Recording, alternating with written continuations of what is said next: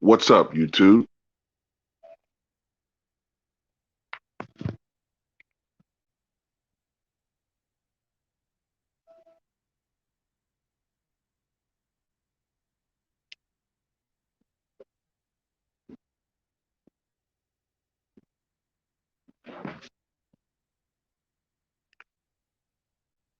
What's up, Black Reality TV? Billy, Legendary. What's up, Lewis Sports Network? What's up? What's up, Tim Tate? All right, this live stream, all right. I don't know how long it's going to be because I didn't plan on going live. But I just got to respond to something that somebody said in the video I just did talking about Cam, right? Kamala Harris. And they were pretty much saying, like, I wasn't keeping it real when it comes to, like, the Democrats versus the Republican Party and their history, and that I'm more anti-Trump than anti-Democrat or something. Look, what's up, D Money? What's up, Melvin? What's up, Maximus Royalty? What's up, Brett Jackson? What's up, JCV? What's up, T Price? Salute to you, man. Look, man, I don't at no time have I ever advocated voting for the Democrats.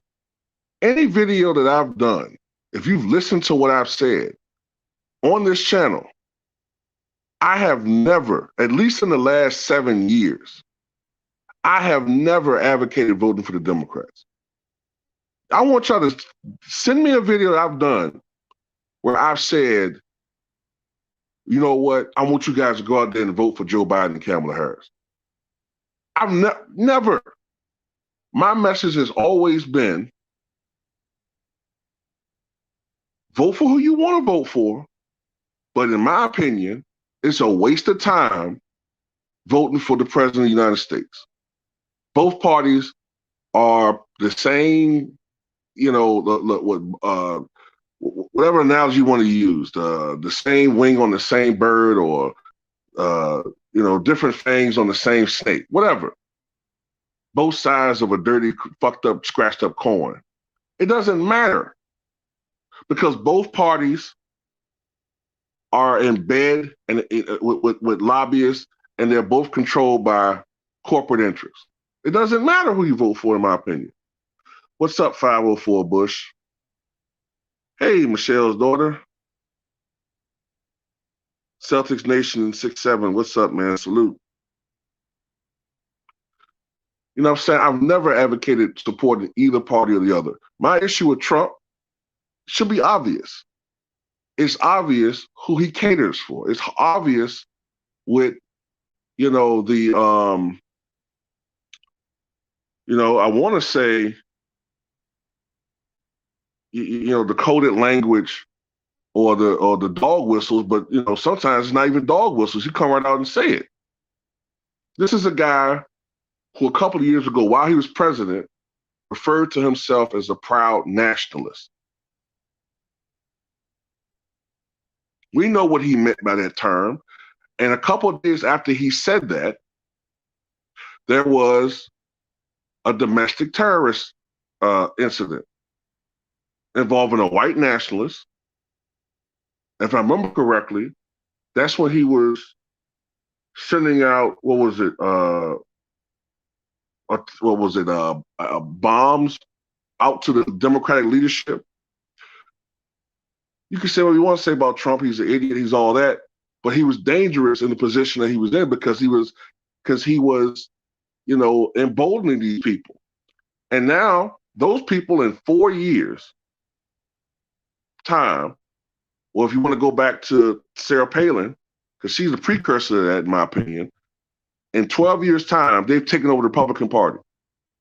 They're about to oust Liz Cheney, who's a Bush era Republican.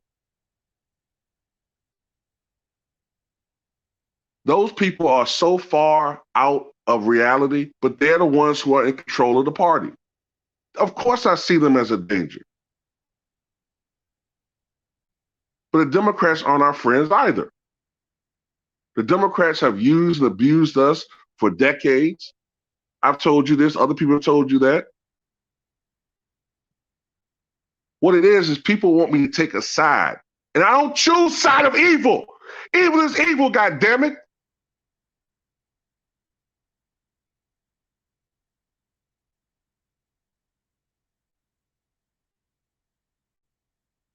Well, this side, it's like, well, Hitler killed 60 million, but Stalin killed 80 million. So technically, is he more both of them evil pieces of shit. That's how I look at it. That lesser two evils, man, fuck that.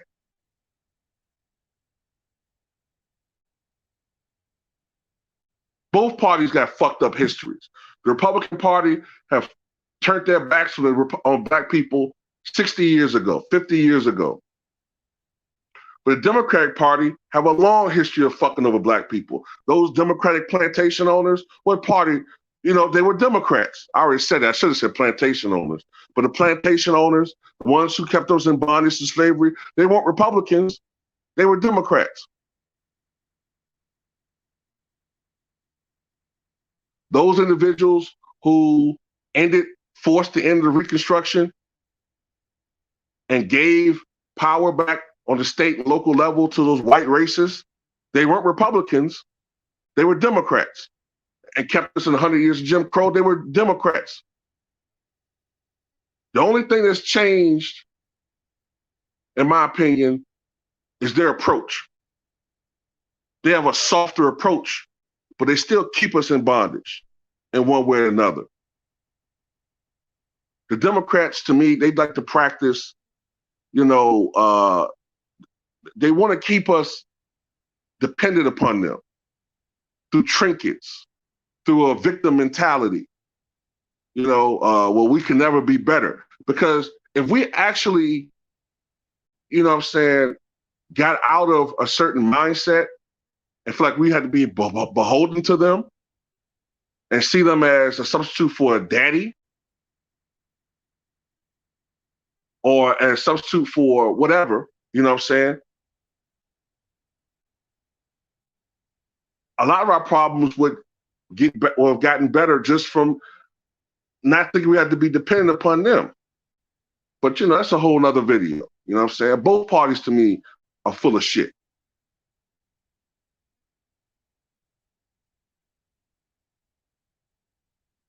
Now, you want to talk about Reconstruction? Okay, let's talk about Reconstruction. Reconstruction was pushed by the radical Republicans after Lincoln was assassinated. They had their hearts in the right place. They were trying to, to gradually give black people, free, not just freedom, but wealth. They were trying to give us, I think, when you think about it, when you go back to the situation, within a couple of years span, we went from being slaves to having freedom, to given lands, given positions, right, that we may not have been ready for at that time, collectively. I'm not talking about each individual, but their hearts were in the right place. The reason why Reconstruction failed is because, in my opinion, collectively, we weren't ready for that shit yet. We didn't know the value of land, and we a lot of us hadn't earned, like, as far as, like, how can I say this? A lot of us at that time, we didn't know our true value. We didn't know how much we should be getting paid for this and that. And a lot of Democrats, and also a lot of motherfucking Republicans, because not every Republican believed in abolition. That's another lie. Not every Republican believed in that. There are a lot of conservative Republicans who thought that we should still be in bondage.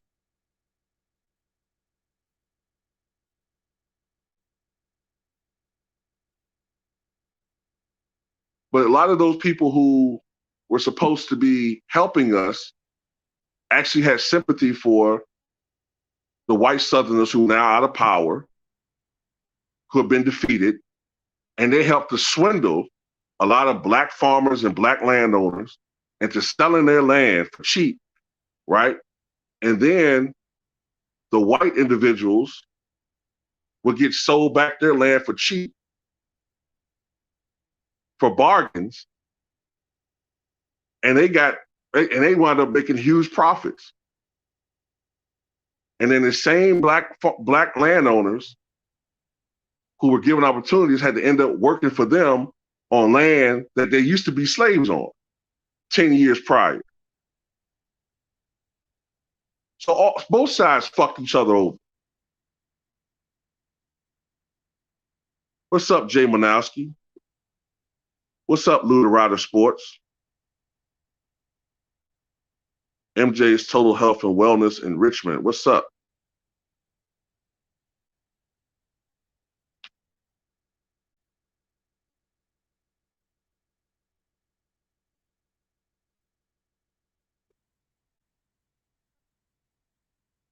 And then another thing that happened during Grant's second administration, right? The Republicans were losing interest in Reconstruction. A lot of the leaders of that time, the radical Republicans and abolitionists from the 40s and 50s and 1860s, they were dying. Thaddeus Stevens had died. Some of the other ones had, been voted out by 1870. Some of them had retired, and they were losing interest in Reconstruction. So what happened was this. In 1876, right, there was this really close election between Rutherford B. Hayes, who was Republican, and his opponent name was Samuel J. Tilden, who was a Democrat, right? And at that time, Black people could vote in the South, and they voted overwhelmingly for Hayes, Republican, because at that time that was the party of Lincoln. But what happened was the election wound up being very close, and it kind of was a little bit of a reminder of 2000, where there was disputed election returns. I think it was in 4 or 5 different states, most of them in the South. So there was a controversy as to who won the election. Was it Hayes or was it Tilden? Now, most likely, it was Tilden.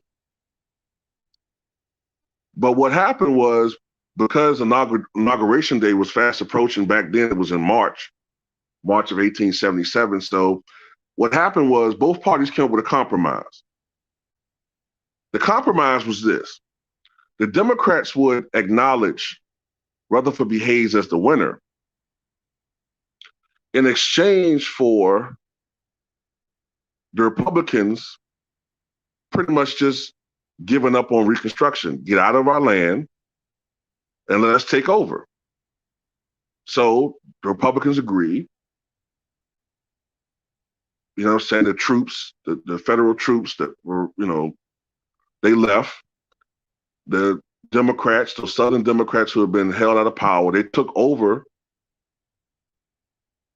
the courthouses, they took over the political arena down there. And over time, they implemented laws which forced Black people out of their positions. First of all, anybody who wasn't elected, anybody who was appointed that was Black, they got removed. And then subsequently, they pretty much forced Black people into second-class citizenship. And ultimately, they kept Black people from voting. So to me, both sides are culpable,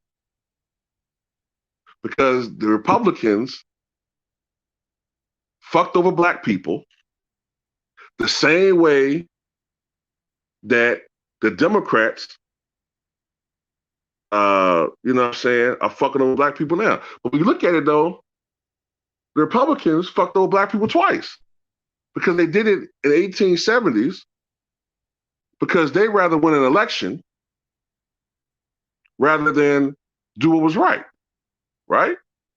For a guy that stayed in for 4 years.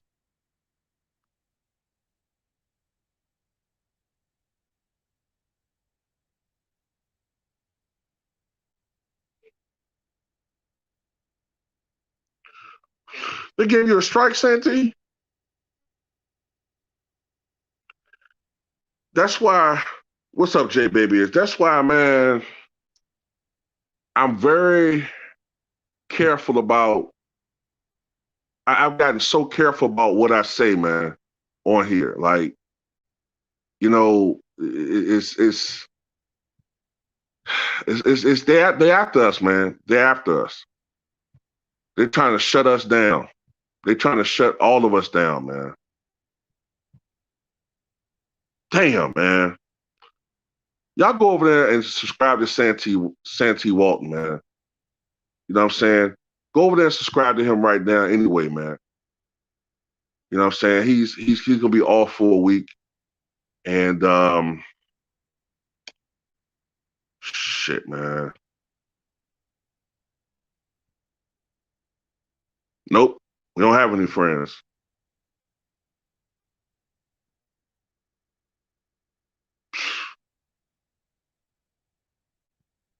Yeah. You know, I got one strike against me. I think it hit me last month. So I got like 2 more months with this strike on my record.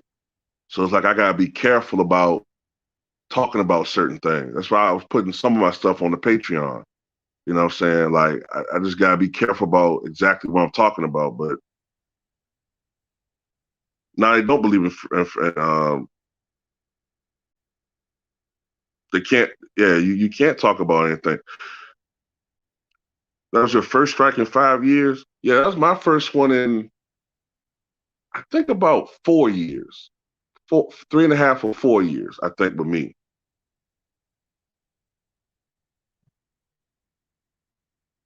Okay, okay. So LB looking out for Santee. Okay, that's good.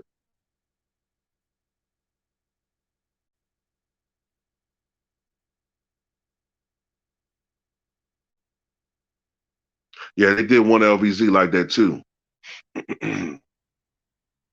They did one LV. I think, as a matter of fact, I think they got him the same time they got me, man.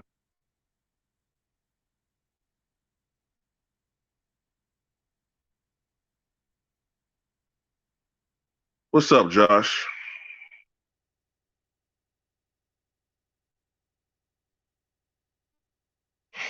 Yeah, man. But that's why, like, I'm trying hard. Like when I do videos about politics, I try not to say anything that's too like, I'm trying to say, man, like, I try to say anything that's like anti this or that can be received as racist or why I'm attacking people. You know what the craziest thing now is? You can't. They even getting you if you say something about a public official. That right there is scratching the surface when it comes to me. To me, right there, that's when you basically censoring people now. Like if I make a comment, a flippant comment about a politician, or I'm not talking about like anything that's threatening, but just like a satire type video. They can give you a strike for that. It's ridiculous. But they've already said that they're targeting small content creators on YouTube anyway. You know what I'm saying? We're the ones that built this, and they're targeting us now. So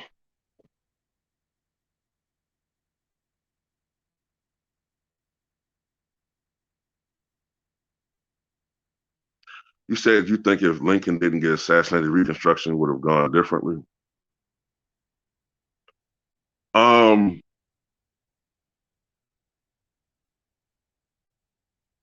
no, no problem, Santee. Actually, you know what? If he didn't get assassinated, I actually think that it may not have happened, or it would have been a much slower process. Because what happened was when he was, this is my opinion, when he was assassinated, it actually had the opposite effect of what his assassins thought. They thought that it would galvanize the South. But in reality, when he was assassinated, it made him a martyr. The same way when Kennedy was assassinated, it made him a martyr. So even people who didn't really fuck with him, now all of a sudden they was like, you know what? He was right. He had to be right. These motherfuckers couldn't even they had lost a war. They had to kill him. So that outpouring of grief and, that outpouring of grief and sympathy, they took advantage of that politically. So the radical Republicans, those were ones who were so adamantly against slavery and trying to improve life for black men and black people in general. In the 1866 elections,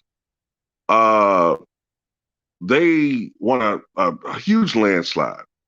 And over the next 4 years, they're the reason why Reconstruction, went so far. As a matter of fact, Reconstruction might have been more successful. It probably would have been more successful if Lincoln had chose a more intelligent long-term pick for vice president. Because Andrew Johnson is without a doubt the most racist president we've ever had. He's the most racist president we've ever had. And I mean, when I say he was a racist, he didn't even look at black people as human. Like he saw us as like equivalent of like animals. Racist piece of shit, man. So much so, I think that was partially why the Republicans pushed to impeach his ass, because he's a terrible fucking president. What's up, James?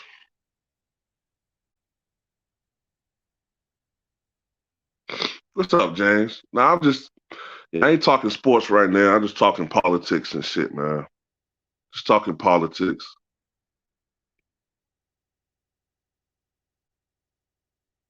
You think Johnson was behind his death? Uh, it could be. I don't know. Supposedly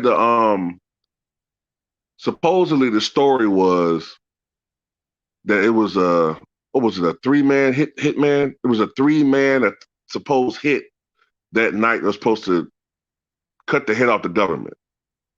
One assassin was supposed to kill Lincoln. That was Booth. Another one was supposed to kill Johnson. And another one was supposed to kill Seward, who I think was the Secretary of State. And of course, Booth killed Lincoln. The guy attacked Seward. He broke into the home, went upstairs, and attacked Seward.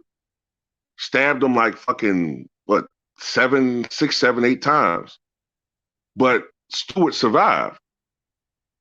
The guy was supposed to go into Vice President Johnson's home and kill him, shoot him. He chickened out. I think he fucking just abandoned the mission and just fucking left and shit. Now, if you believe that, then that would mean Johnson wasn't part of it. But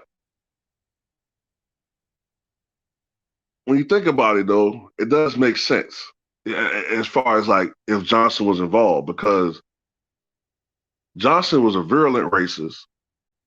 Lincoln wasn't this goddamn darling that people make him out to be. But he did give a speech 2 days before he died where he was coming out in favor of limited suffrage, which means limited voting rights for black men. You know what I'm saying? Like, you're already coming out as far as like advocating freedom and ending slavery. You already ended slavery. Now you're talking about giving black men the right to vote, and then ultimately probably black women.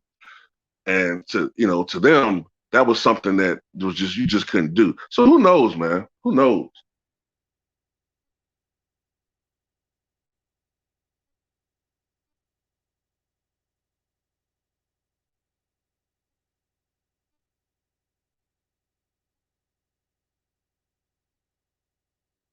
Yeah, I agree with that, Lou. There's a lot more people involved than just three people.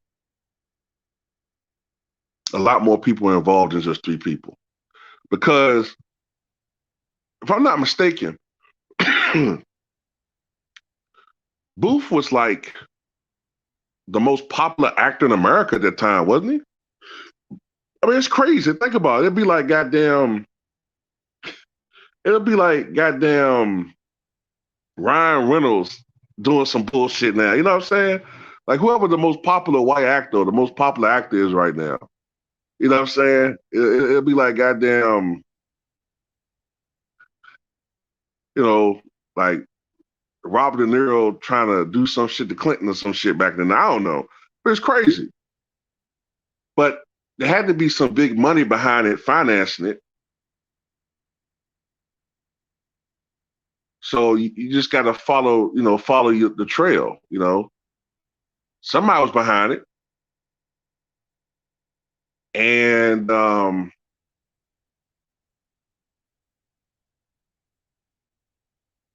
Lincoln, Garfield, McKinley, and Kennedy, they all were assassinated, and they all were advocating changes to the U.S. currency. Did y'all know that? All the presidents that were assassinated, Lincoln, Garfield, McKinley, and Kennedy, they were all at some point in their administration, and I think right before they were assassinated, they were advocating changes in the United States currency, which would have not been beneficial to those who were in position of great power and influence. So that tells you right there who really runs this fucking country. That's why I always say it doesn't matter who's in charge. As powerful as Lincoln was, they still had to beg, countries overseas to help finance the Union when it came to the war. That money won't just coming out their ass. They had to ask for it, plead with it, plead for that money. So, right. Clark Gable. That's a good one. John Wayne or some shit, right? Yeah, it's crazy, man.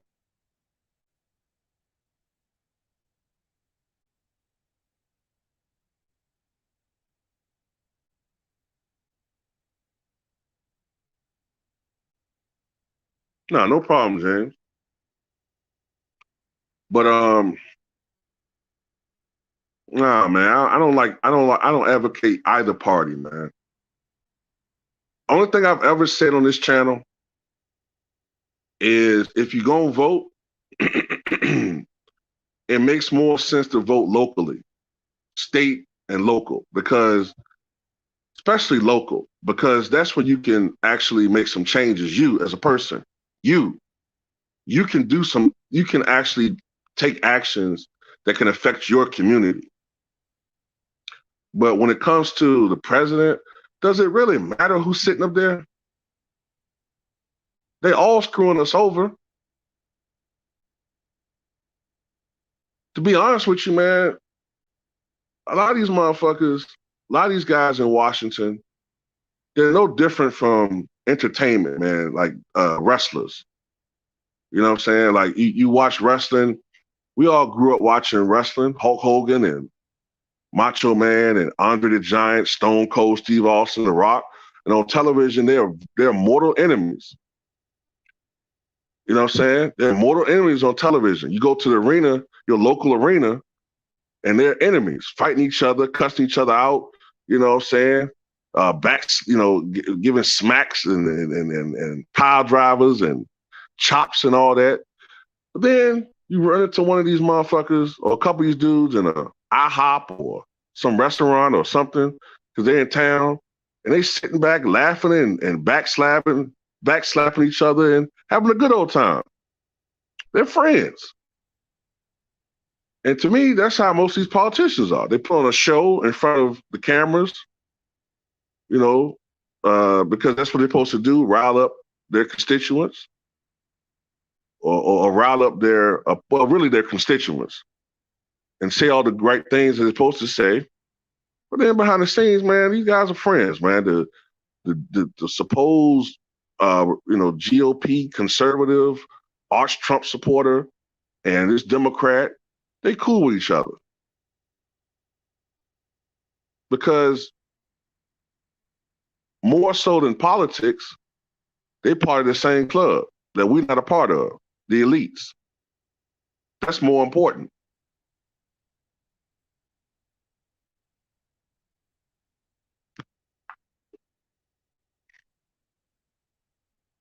Oh, Robert Kennedy. Robert Kennedy. Uh, yeah, Lou said, don't forget about John Kennedy's little brother. I mean, me personally, I think Kennedy was killed for a couple reasons. Number one, Lyndon Johnson hated his guts. I mean, absolutely hated his fucking guts. And if Lyndon Johnson wasn't going to run for president, he couldn't stomach the idea of Robert Kennedy being president. Because if you, go back to 1968, right? And in that New Hampshire primary, Lyndon Johnson almost lost to Eugene McCarthy, right? Who he should have destroyed in that primary. So that right there let Lyndon Johnson know he was on shaky ground. So that's when he made that announcement, that speech on March 31st that year, that he was not going to run for re-election. All right. Then I find it interesting that Dr. King was killed 5 days later.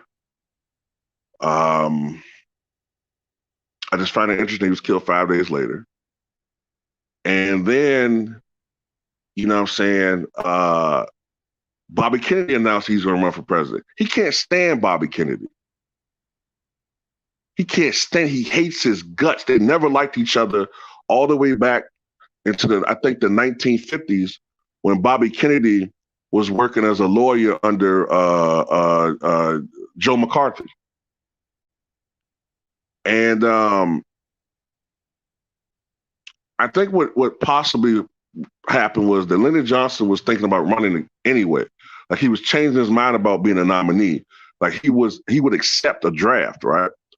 So that plus the fact that he just couldn't accept Bobby Kennedy being the president. So I think he had that situation set up. The same people who were involved in the King situation and the same people that were involved in his brothers, Operation 40, a lot of those guys, I think they got Bobby that night. You know what I'm saying? That's just my theory. You know what I'm saying? Sirhan, I don't know what that was. I don't know whether he was under some type of MLK Ultra brainwashing type thing. I don't know. I don't know. But that's my thoughts.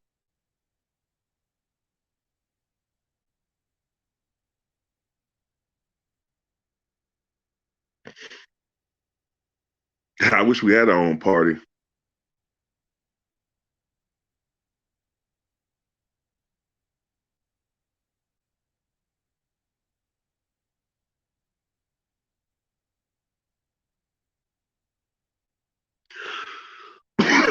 The thing about it too, Bobby Kennedy uh, and Dr. King, they actually wanted to do good. I'm not saying these men were saints, especially Bobby, but I think Bobby actually did want to do good. And, both Lyndon Johnson and Nixon hated the Kennedys, and Hoover hated them.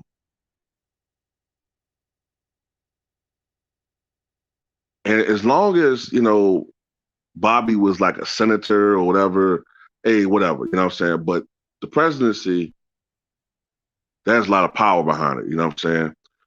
And if Bobby Kennedy became president, it's a lot of different reasons why things happen. If Bobby Kennedy became president, I don't know if Nixon ever becomes president because I think Kennedy might have beaten Nixon in 1968. When his brother was president, they always audited Nixon. They audited his mother, by the way, too, um, which Nixon took very personal. Also, I think if Bobby Kennedy became president, he would have forced J. Edgar Hoover to retire, and Hoover did not want to give up power. So there's a lot of different factors involved in these things. You know what I'm saying? And when you build up so many enemies, and if your enemies are ruthless and heartless like those guys were, you know, you're either gonna have to make a move or, you know what I'm saying? It is what it is. They were dealing with people who were ruthless, to me, sociopaths.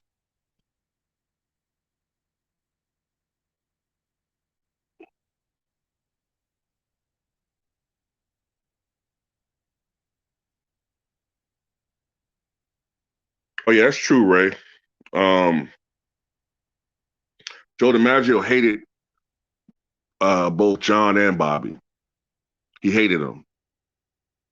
There's a photograph that I think you could find if you Google Joe DiMaggio and Bobby Kennedy. I think it is. It's a photograph where they are together, like not together, but they're standing near each other, and you can see the anger on Joe DiMaggio's face in that picture. He hated him. He hated him because he truly loved Marilyn, right? And he blamed them for essentially what happened to Marilyn. You know, um, he blamed them for that. You know, I mean, I gotta be a little careful with how I say certain things, man. I'll be thinking I'm safe, but I don't want to say certain shit. You know what I'm saying? But I just say like a lot of people think some shady shit happened there with her death. You know?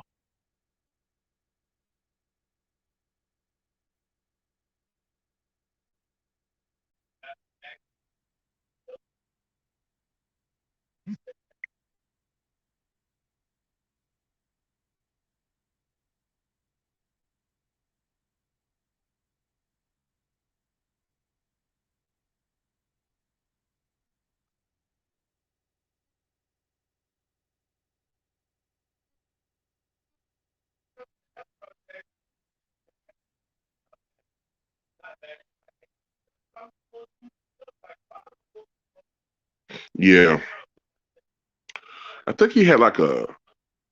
I think he placed a rose on her. What was it?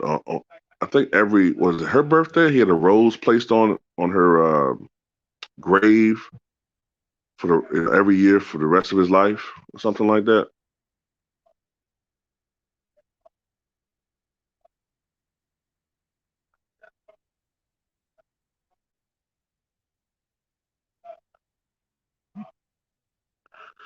Yeah, Hoover, man.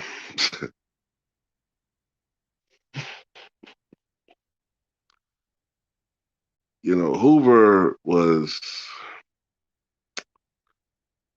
Hoover is just a special case of someone who was full of self hatred, man.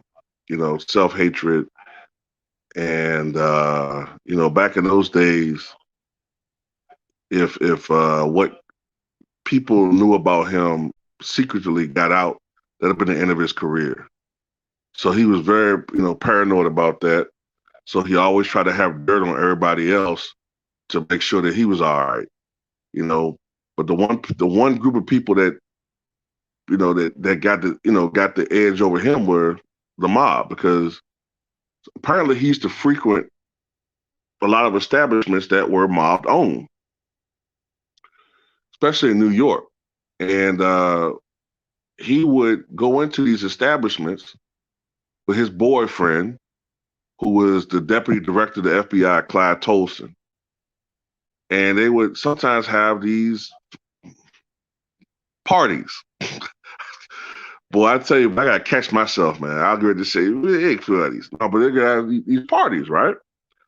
And he would supposedly, come there sometime, dressed like a woman, and he would have sex. And supposedly this was photographed. And they have photographs of J. Edgar Hoover dressed as a woman engaging in sex with Clyde Tolson. So if you want to know one reason why the mob grew so much from the 1950s into the 80s, that's part of it.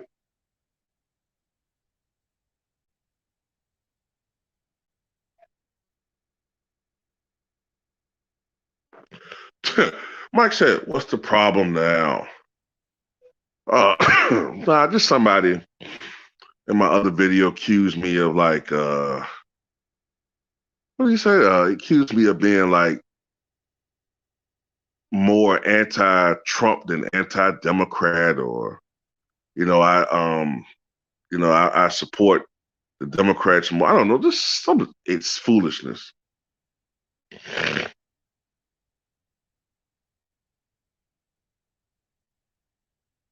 Anybody listening to my videos know that I make it totally clear that I don't support either party. You know what I'm saying?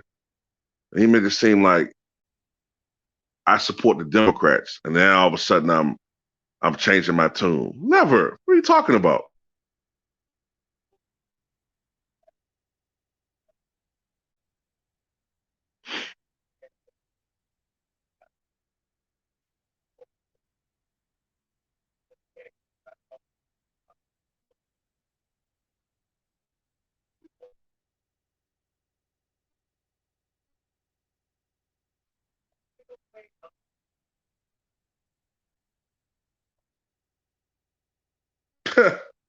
Mike spilling that old tea. Nah, I'm just I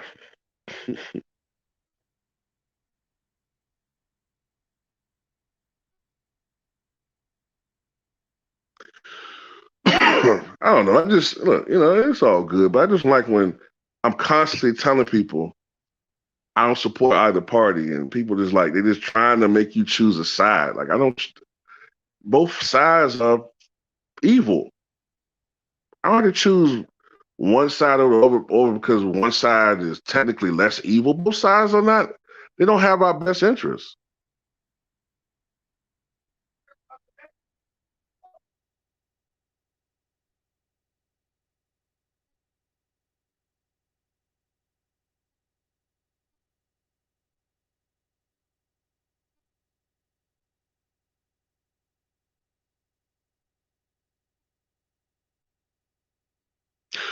Something else that gets me too, man, is like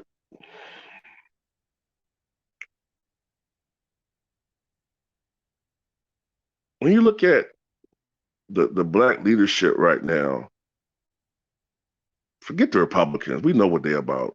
Tim Scott, you know what he is. When you look at the black leadership right now in the Democratic Party, like, what happened to the black leaders that actually sometimes, what I'm saying, even if they failed, they tried to get things accomplished. Like they tried to buck the system and get like little small victories for us. Like, what I'm saying, like, what's the point of having the Black Caucus, the Black, Congressional Black Caucus? What's the point of having them when they don't look out for us?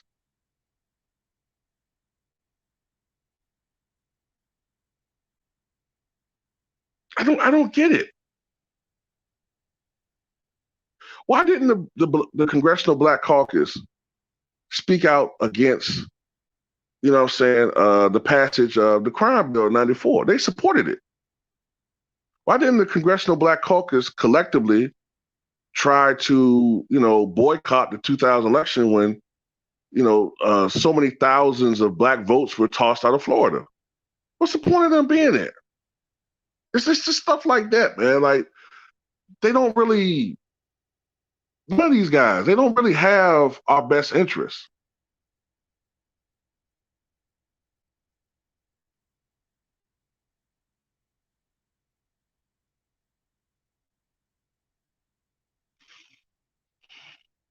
What's up, talking and grubbing media? You say, Terrell, do you think the mob still has power to the same degree? I don't think so. Nah, I don't think they have the same type of power. I think that what you call it? What is it? The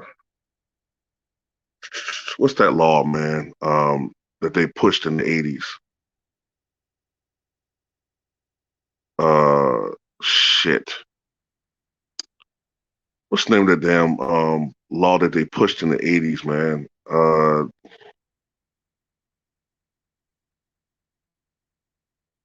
Damn. Y'all know I'm talking about, the one where if they could just prove that you're part of an ongoing criminal conspiracy empire, that they could charge you, even if the boss himself, Rico, that's it. Once they start pushing the RICO Act, and they got those bosses up out there, that crippled it. Once they started pushing that, and also, these guys back in the days, they might do a year, 2, 5, be out. Hey, you're still a young man. You're 25, 30. But once they start giving out these 50-year, 60-year, 70-year sentences, guys start turning on each other. You know what I'm saying? Guys started becoming government witnesses, and becoming rats and turncoats, and doing allocutions and all that shit, man. And the mob just deteriorated. They're not the same that they once were. And I think that's partially, from the fact that, the mob got too big for their britches too. Yeah, Rico. Couldn't think of it.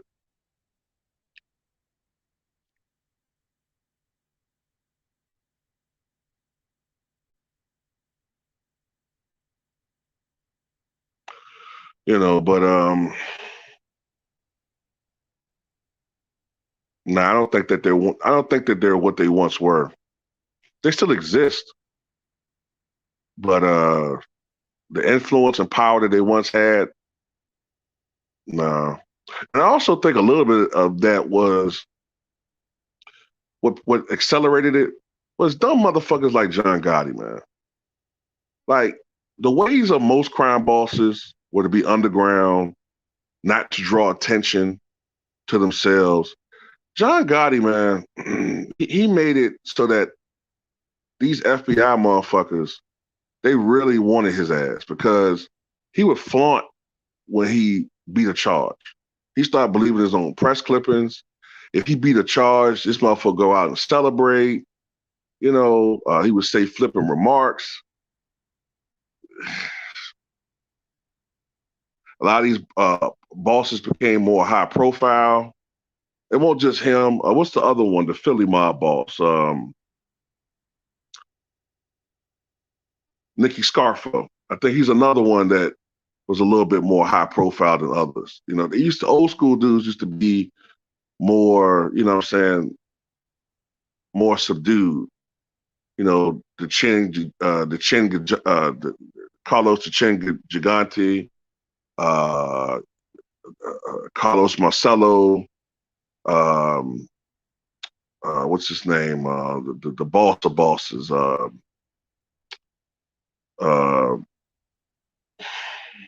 fuck, man. Damn, what's going on in my memory right now? Carlos Gambino. They were different.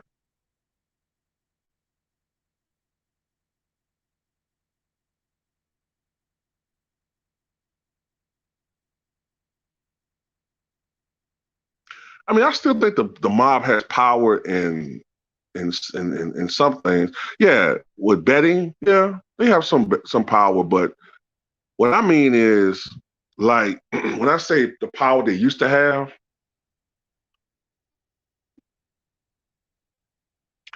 these motherfuckers used to run Las Vegas. You know what I'm saying?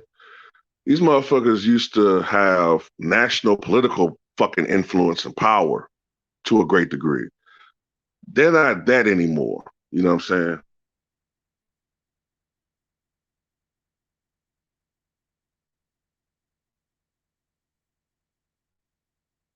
saying? Yeah, Jay.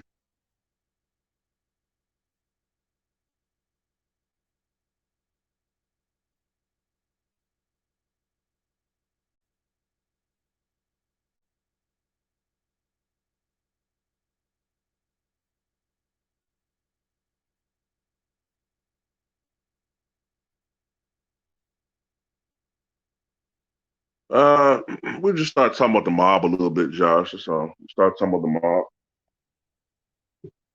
You know, whether or not they still had the same power as they did before.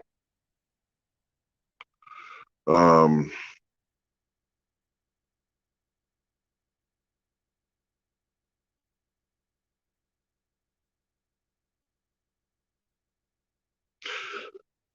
I'm just thinking about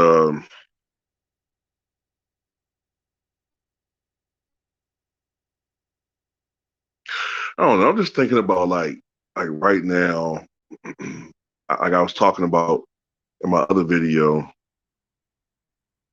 the election coming up in 2024, right? And I'm just thinking about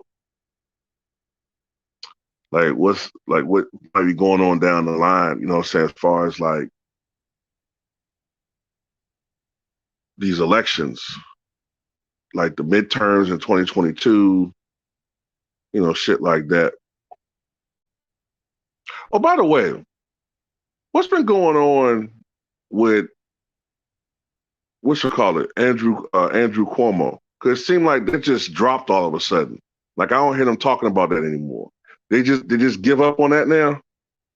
Remember they kept pushing for him to resign, and he was adamant about not resigning, and so many women have stepped up and said that he did this and that. It's like all of a sudden I don't hear him talk about it anymore. They just give up and shit. They were trying to pressure him into resigning, and he didn't take the bait. So he's like, fuck it, we'll try again some other time.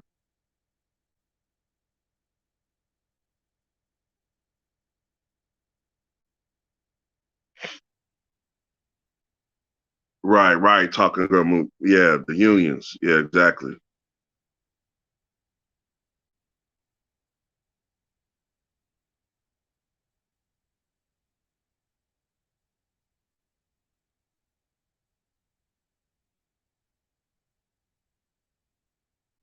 I mean, Josh, you think the media is covering for him?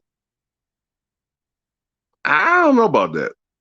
Now, when you say covering for him, do you mean like as far as like not talking about? Okay, well, I'll say this though. If you mean covering for him as far as not talking about the nursing home scandal, then yeah, they're not really talking about that. But they've been like emphasizing the sex scandal, which is what they seem like they're more comfortable talking about.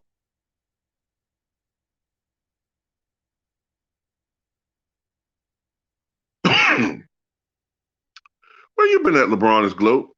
I ain't seen you in about 4 years. Hey, how you doing? Nothing. Nah, the reason why I titled my live stream that is because I was just talking about how, somebody in my last video was saying that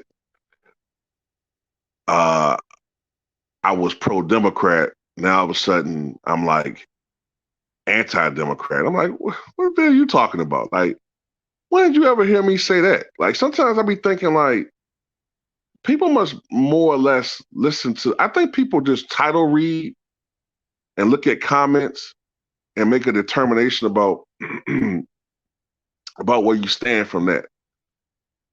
Because, yeah, I didn't support Trump, but I also made about 1 billion videos crapping on Biden and Kamala Harris and Democrats.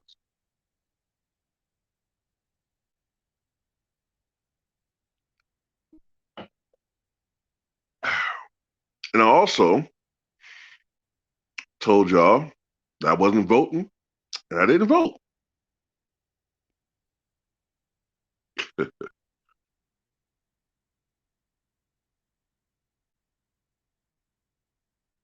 Yeah, can y'all please hit that like button, man? Because, YouTube's algorithm is removing likes from my videos. They do that because the less likes you have, the lower your stuff is going to be when people do searches or whatever. Like, the lower your videos are going to be. When you have more likes, it's going to make it go up higher.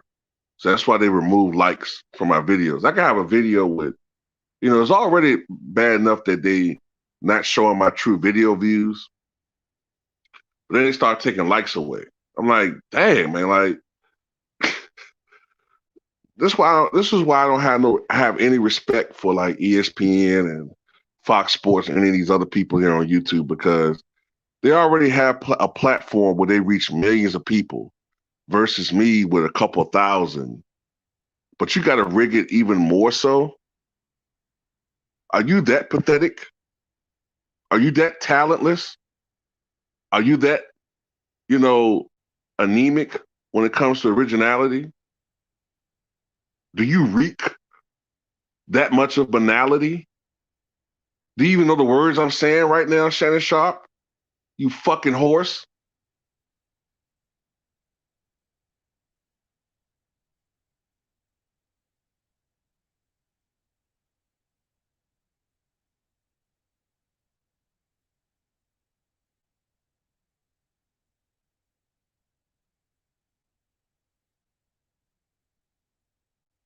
No, even Josh never heard, I've never told anybody to vote for Biden.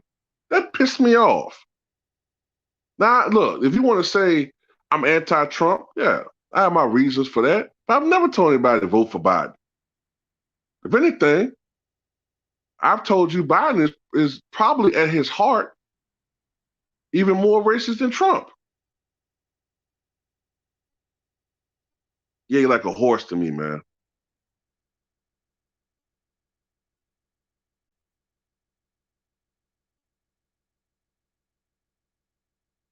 When you said the D word, do you mean that 4-letter word that rhymes with sick?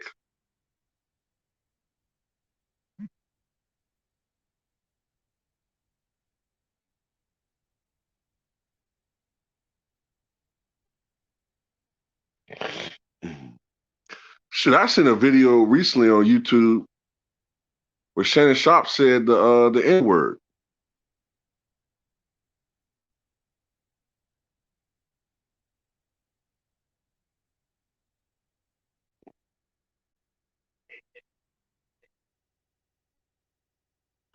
No, I haven't seen that, but I believe you, because I done caught Shannon Sharpe cussing quite a few times. Yeah, I've heard him cuss quite a few times. He tries to, I think it'll come out, and he try to cover it up, and I think Skip will act like he didn't hear it. You know what I'm saying? But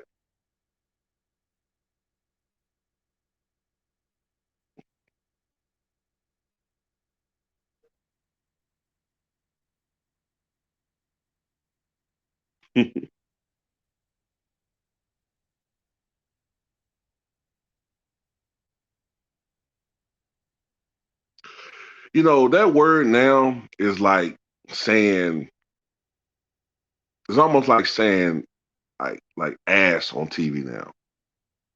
Like it don't even really, like, why don't you kiss my ass?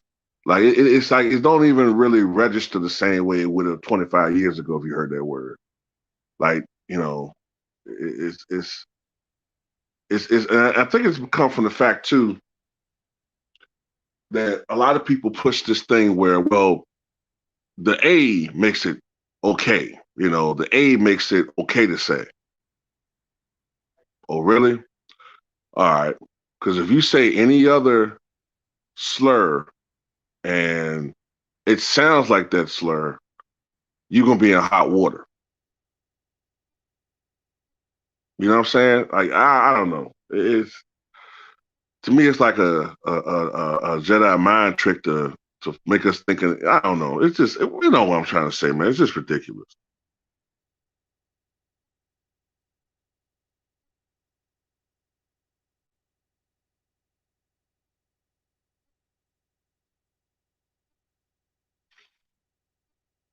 Yeah, I agree. I agree. You know what I'm saying? Like I don't like when anybody uses that word that's not one of us. I just don't like it. Okay.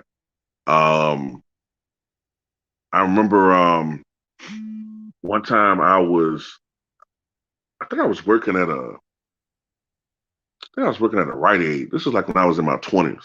I was working overnight shift, and I heard some guy about my age, early 20s, coming in, and it was five of them. Four of them were black, one of them was white, and the white guy, the white one, he kept saying, "My nigga, nigga, nigga, nigga, nigga," and it pissed me off, like to the point where I was forgetting where I was at because I was gonna say something to him, and it pissed me off so much. I think I had been there 5 weeks, right? And it pissed me off so much. I know it's gonna sound stupid. I ended up quitting that job because if I kept, I think like this. Chances are these motherfuckers will come to the store again because we was right by a college. I'm gonna end up saying something to this motherfucker, and something bad might happen, either to me or to him or some dumb shit. I said, I can't work this fucking, I can't. I mean, there was other things going on. That won't just that reason, but that was like the final straw. Like, I can't, I hate that. I cannot stand hearing someone use that fucking word, man. It's not one of us. It makes me see red. I'm sorry. I can't. I just don't like it. Just like how if you're a male, if you use the B word, it's going to be looked at a certain type of way. If a woman says it to another woman, especially in the way that she says it, it's almost like a term of endearment. I don't give a fuck how I say it. A woman gonna look at me and want to slap the fuck out of me if I say that word. So that's why I don't understand when you try to explain to people, please don't say that word. Well, it's just a word. Okay, well, let me say this and let me say that in front of you and see how you react.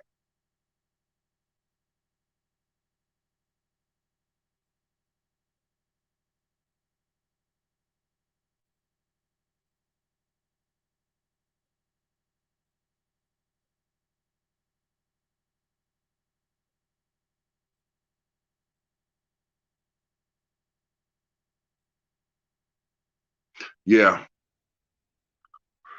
you know, I just got pissed off about the fact that how the media and people show their hypocrisy with that because first of all, and this is just my opinion, right? When Miles Leonard said that, he knew very well. He knew very fully what he meant. He knew what that word meant because if I'm not mistaken, didn't he say motherfucking like he meant to push that word in somebody's face, right? Push. Okay, I think this is my thoughts. You'll have to agree with me, okay? But I think when he said it and people first reacted to it, when you hear the name Miles Leonard with the Miami Heat, you think it's a black guy. So everybody was up in arms at first. That first, couple days, up in arms until they figured out that he was not black. Then I started noticing the tone of people changing. Well, he's young. He made a mistake. He's going to be punished for it. But I think it's a learning experience for all of us. A learning experience? What? Wait a minute. So this is a learning experience, but Kevin Durant's responding to Michael Rappaport and he's a piece of shit? Am I missing something here?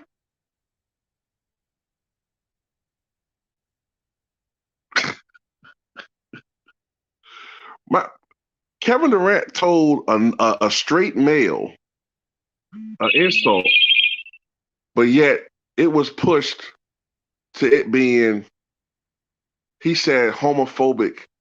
Whatever, man. I don't know. I don't know. Whatever. Y'all know what I'm trying to get at. It's just ridiculous.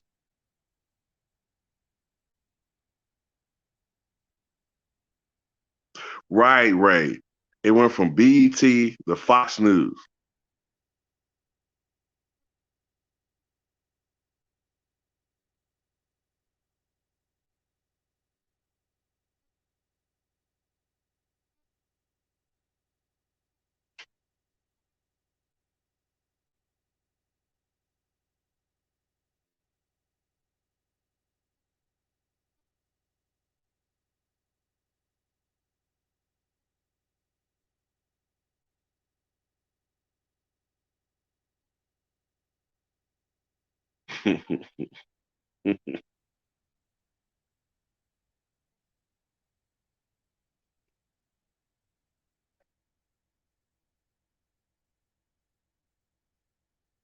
Y'all hit that like button. But I don't know, guys. I don't know. Trying to see what I want to talk about here. If I sign off, want to end on some other topic. Guess I'll talk basketball. Uh, hey, guess we're gonna talk about it. What do you guys think is the ultimate fate of the Lakers here? Like, do you think they're going to be able to pull off some 1995 Cinderella run and go all the way to the finals to win a championship? Or if you're not delusional, do you see like a first or second round exit, which I kind of think is more realistic? Or do you think that it might get to the point where they're not even going to make it to the playoffs? Now, I think they're going to make the playoffs. I just see them as like a first or second round exit. What do y'all think? What's up, JMJ? Damn, Jaylen Brown is out for the season?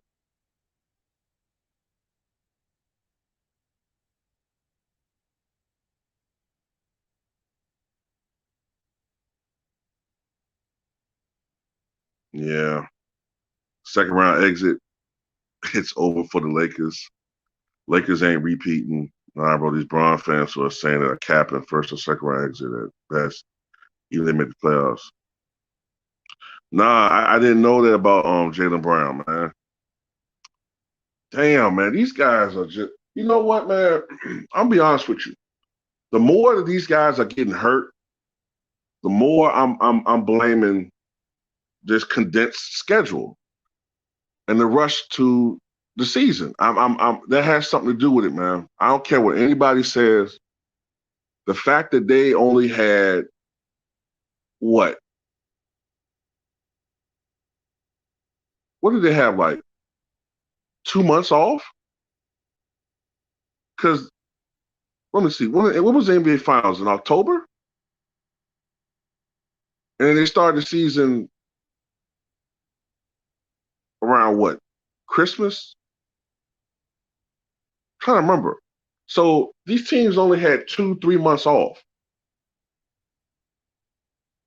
70 days. That's 2 months, man.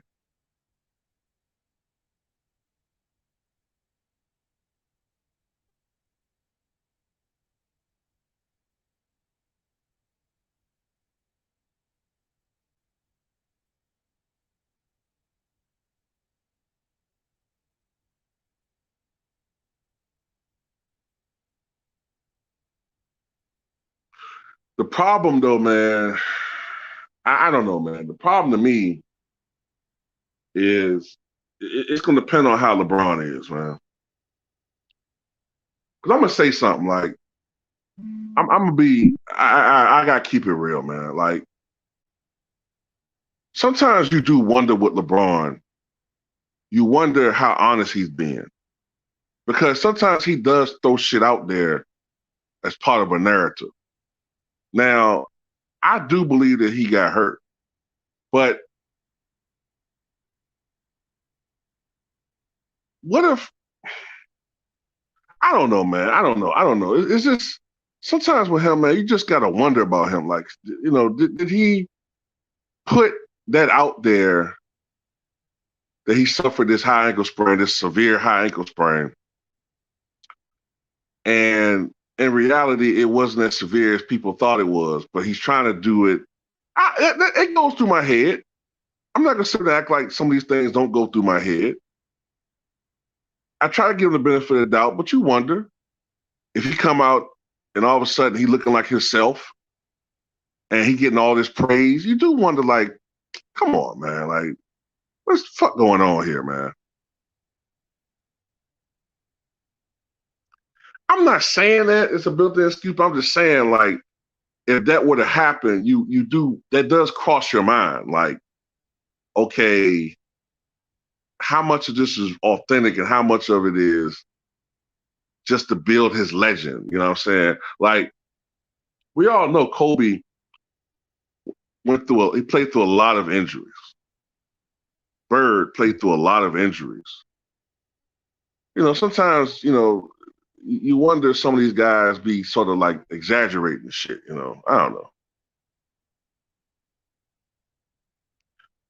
Hey, Denise, how you doing?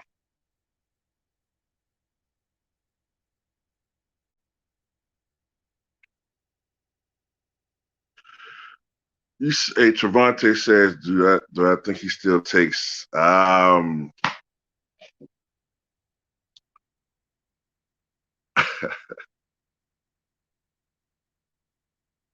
if he does, he's not the only one.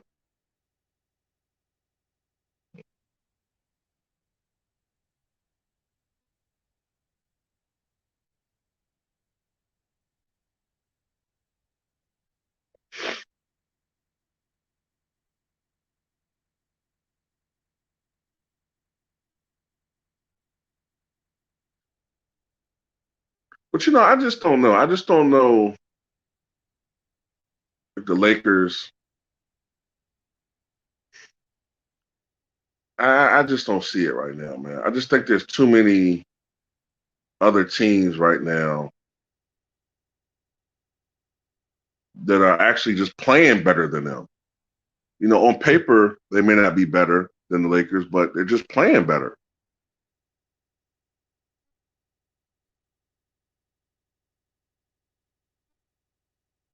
With AD, this guy can't goddamn stand up straight.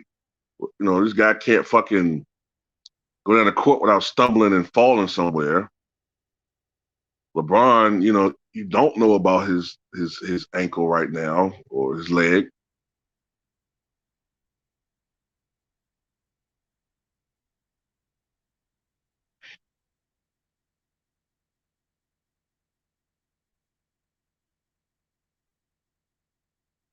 No, they didn't look that good last night.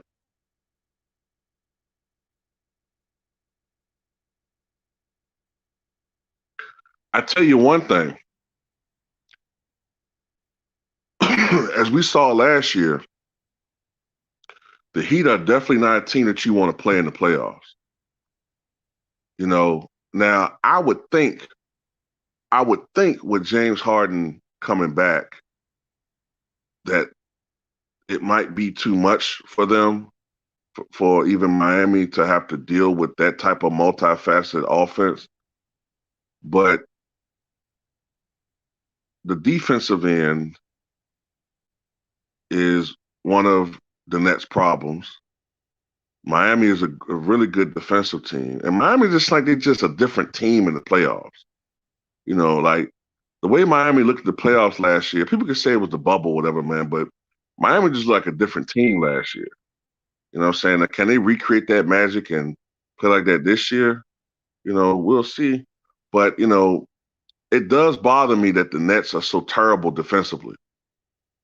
Like, if they win the championship, I think they would be statistically the worst defensive team to ever win the championship. You know what I'm saying? So their defense do bother me. The fact that they're not a great rebounding team bothers me.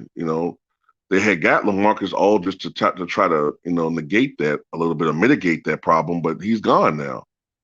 So, and Blake is not Blake Griffin. He's not the same Blake he was 10 years ago or 8 years ago. So you do wonder, um, if Miami can take advantage of some of these deficiencies. I just wish that Miami had a little bit, some more offensive weapons. Um, they got some shooters, but some guys that could really create their own shots. But we'll see, man. This should be interesting playoffs.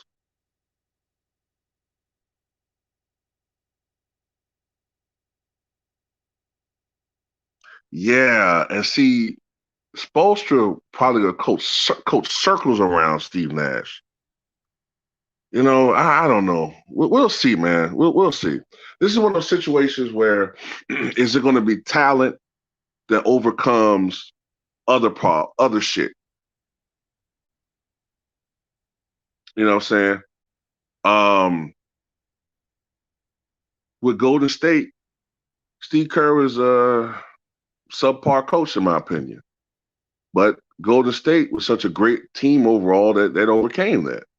But the Warriors were a good team defensively. In 2015, they were the number one team defensively in the NBA. The other years they won the championship, they were top 10. The Nets are like 25th in the NBA defensive rating, 26th. So I don't know. I saw somebody say that should the NBA get some more franchises? Well, I know that they are looking into that because they're struggling so bad financially that they think adding new franchises will help. If they're going to add one of them has to be the Sonics. That was fucked up what they did to the Seattle Supersonics. They got to bring the Sonics back as a franchise.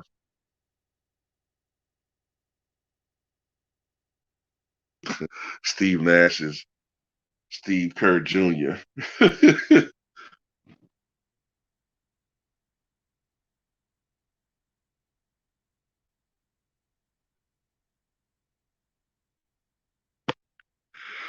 Yeah. I mean, I remember when the Miami team came together, right? And at that time, LeBron was a dude that could drop 27 to 30. Wade was a guy that could drop 25 to 30. Bosh could give you 20, 25. And people kept saying, man, this team will be great, man. This team will be unstoppable. LeBron can give you 30, Wade can give you 30, Bosh can give you 25, going off of his numbers in Toronto. But that doesn't always work when you're playing together. You know what I'm saying? For a team with LeBron to work, LeBron has to dominate the ball, and other people got to be cutters and play off the ball and do shit like that. It seemed like when this team plays better, it's when Harden's at the point. So Harden has a better excuse me, Harden has the better court vision and point guard eye than uh Irving. You know what I'm saying? So to me, I think that team is better when Harden might have like 20 and Irving might have like 25, Durant 25, Joe Harris 20, and everybody's getting involved rather than one guy shooting the ball a lot. When they get everybody involved, that's when the Nets are better to me. When they just get everybody involved, they're a better team. That's when they're almost unstoppable.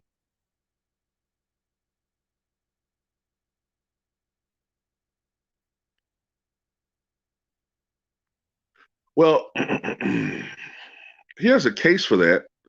I think what makes Harden so dangerous as a facilitator because of the threat that he poses offensively.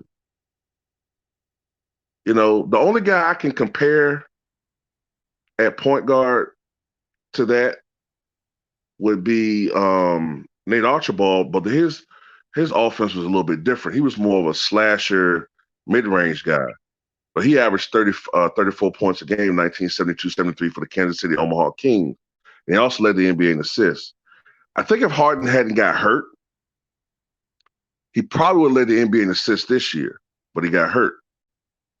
So, you know, the fact that James Harden is such a difficult guy to face, you know what I'm saying? Like, you worry about him offensively, but then he's such a great passer with a great court vision.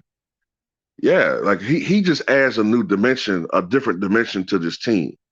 I'm not saying he's better than Kevin Durant individually, but to this team, you know, it was a reason why he was an MVP candidate for a while.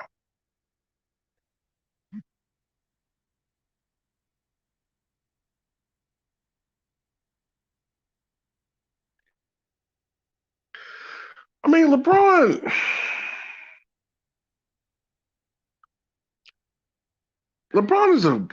is a very good passer, but some of his passes to me are like basic shit. You know what I'm saying? Yeah, he did lead the NBA in assists one year last year, but you know, I don't know, man. Look, we saw in the playoffs who their best facilitator was last year, and it was Rondo. He wasn't their best player, but their best facilitator to me is Rondo. You know what I'm saying? Rondo isn't out there trying to stat pad and worrying about if he need this or that. He's out there trying to get guys in the best position to score, and tries to go to people who he thinks are, you know, in the mismatches or whatever the best decision is out there for the team. You can trust Rondo to make the right decision 95% of the time. LeBron is a great facilitator, but the thing to get on my nerves with him sometimes is he does stat pad too. You know what I'm saying? People get on Russell Westbrook for it, but LeBron does that shit too. You know what I'm saying? Like, and I've seen LeBron, like, he'll have, let's say, 25 points, 11 rebounds, and 7 assists. And I'll see LeBron purposely give up shots to try to force feed to somebody, and they turn the ball over, and the Lakers lead go from fucking 6-1. And he don't get flack for that shit. But I've seen him do that shit.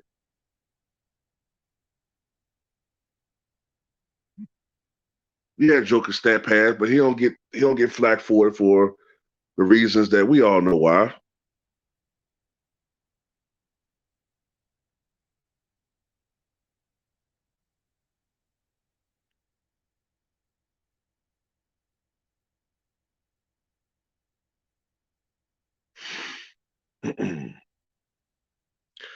The Knicks are another team, man, that I quite don't know what to think of them. Like, you know, I thought that they were like a team that, you know, about a month or two ago, I said, well, they're a team that could probably make the playoffs, lower seed, might win a game, be knocked out the first round or whatever. I don't know now. I don't know.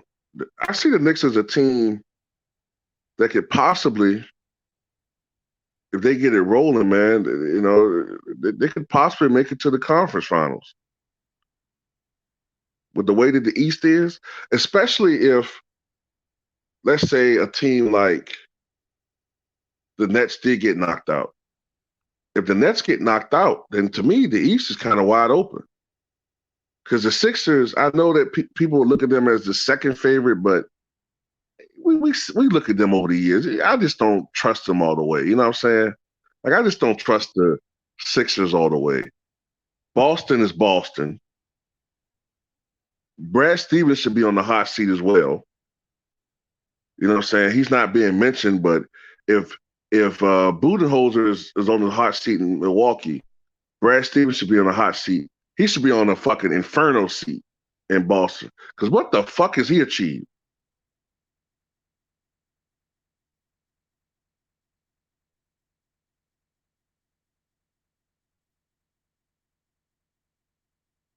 I mean, like I said, I don't think they're beating them, but you never know. You just never know, man. It's just something about the Nets that make me shaky about them, man. And I guess it comes from what we experienced last year with the Clippers. The fact that the lineup of Durant, Harden, and Irving have only played so many handful of games, and the fact that Durant and Harden have missed so many games. Irving has missed his share of games, even though it's more so because of time off. You just wonder about some shit. You wonder if an injury is going to happen. You wonder if there's going to be a night where their lack of defense is going to catch up with them one night. James Harden is going to have one of those nights where he goes fucking 6 of 20 from the floor. Kyrie's going to have a night where he's not. He can go 4 for 19. They're going to have to depend on Durant, and Durant's going to fucking, put up 40, but it's not going to be enough. And you know what I'm trying to say, man. They're not going to be able to stop anybody on defense. Joe Harris not going to have a night. Spencer Dinwiddie, but I did hear they're supposed to get Spencer Dinwiddie back soon, though. That's another guy I forgot to mention. They're supposed to get Spencer Dinwiddie back. And if that's the case, shit, I don't know, man. I don't know. I forgot about that. Yeah, I damn sure forgot about the fact they're supposed to be getting Spencer Dinwiddie back because he's supposed to be lost for the season. But I think I saw reports saying that he was doing much. His progress was much faster than they thought, and that he might be back for the playoffs, or at least early part of the playoffs. Y'all heard about that too?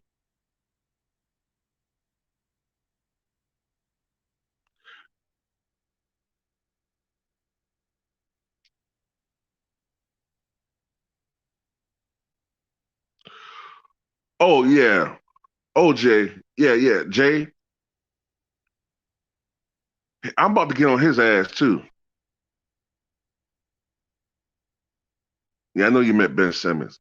I'm about to get on his ass because okay, at least James Harden has shown an interest in improving himself. At least he's shown that he can alter his style of play and improve his style of play for the betterment of the team. This motherfucker Ben Simmons is a lazy motherfucker. Okay, lazy. He will. I don't get it.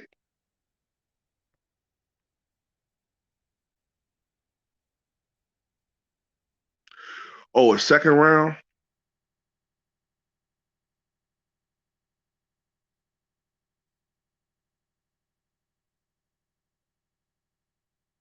Okay, okay. Second round. Yeah, man. But that's what I'm pretty much waiting on. I'm pretty much waiting on the playoffs. Like at this point, I'm just kind of bored of the regular season. Um, looking to see if somebody, only thing I'm looking at right now is milestones. And seeing that I'm looking at two things right now. I'm looking at how the playoff seeding is going to end up being from 1 to 6.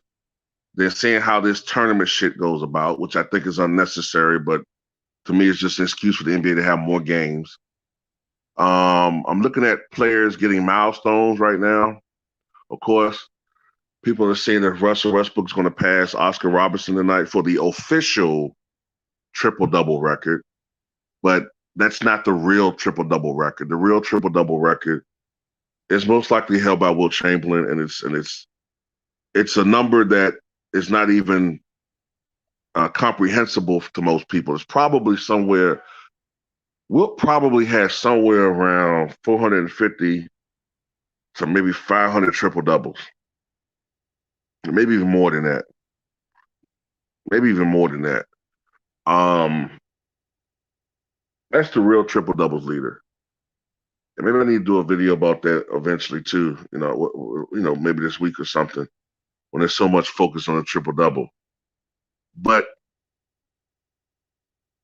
I love Russ, and I'm glad he's about to achieve this milestone. But I do want to say this: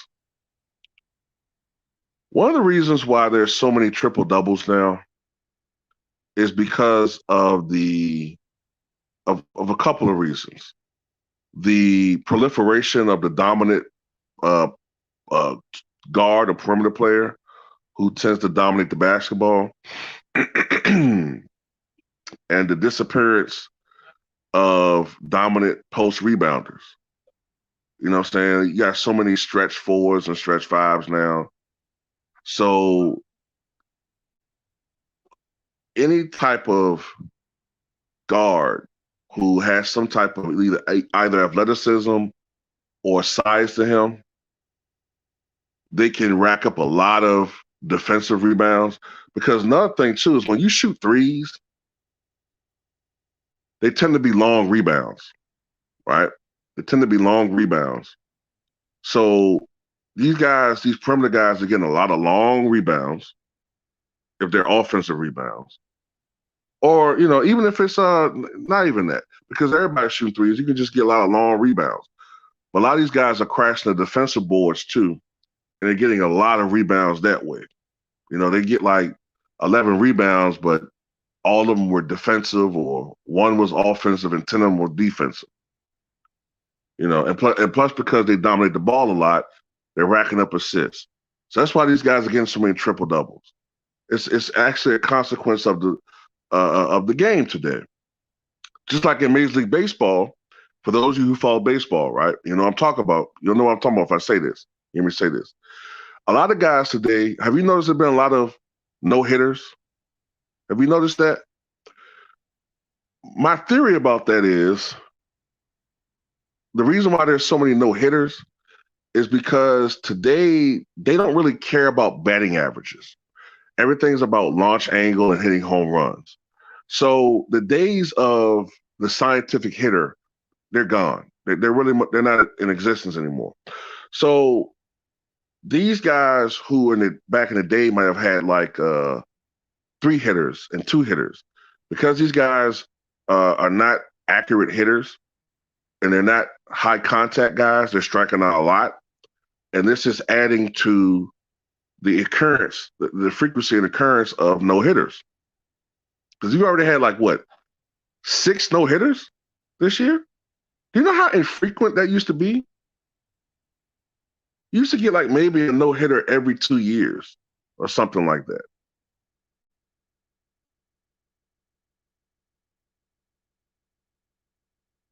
Four, yeah. I've never seen this many no hitters. I looked at the average, at least the last time I looked at it, at least. I think it was last year. I don't think I looked at it this year. But I've noticed over the last couple of years, the average batting average in Major League Baseball is under 250 now. Under 250. Even during the steroid era in the late 90s, the average batting average was close to 270. And I know it don't sound like a lot, but a 20-point difference across the board, across the entire Major League Baseball, that's a huge difference. And yeah, guys are scoring a lot, but everybody's doing the same fucking thing. Everybody's just swinging for the fences. It's sort of the same thing in basketball, where everybody's shooting threes. It becomes pedantic, it becomes predictable, and it loses its excitement. I like to see certain guys hit home runs, but not everybody. I like the Ted Williams and the Tony Gwynns Ted Williams was a power hitter too, but I like the Tony Gwynns and the Rod Carews, the Wade Boggs, you know what I'm saying, the Kirby Pucketts, you know, the Derek Jeters. I like those guys that hit for high average. May not always hit home runs, but you could always depend on them getting on base and hitting for a high average. Everybody now wants to be fucking Dave Kingman. You know, hit 240, hit 40 home runs, strike out 190 fucking times. You know what I'm saying? Like, I hate that shit. I don't like when everybody's doing the same fucking thing.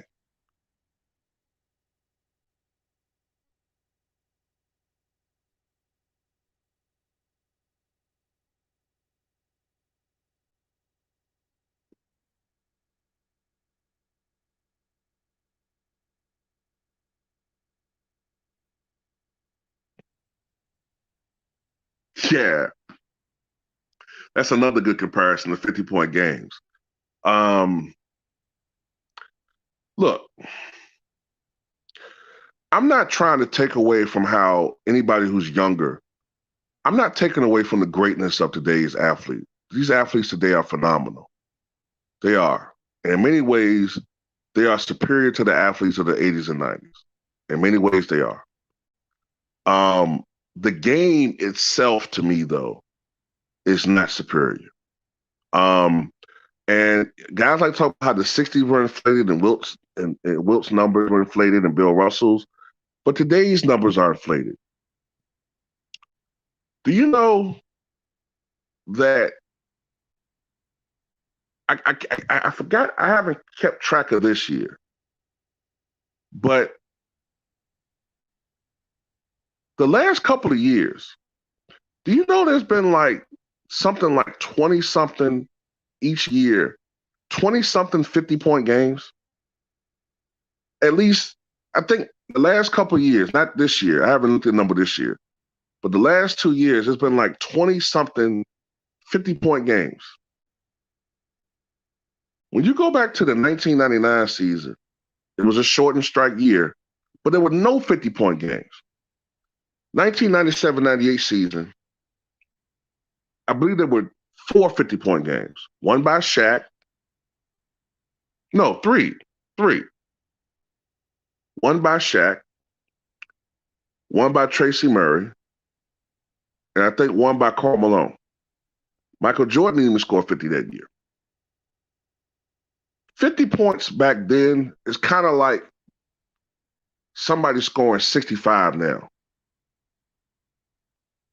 So when these guys score 50 now, like the dude from Houston a couple of years, last week I think it was, it doesn't impress me anymore because it's sort of like somebody dropping 40, 39, 40. It's just, it's not as impressive anymore.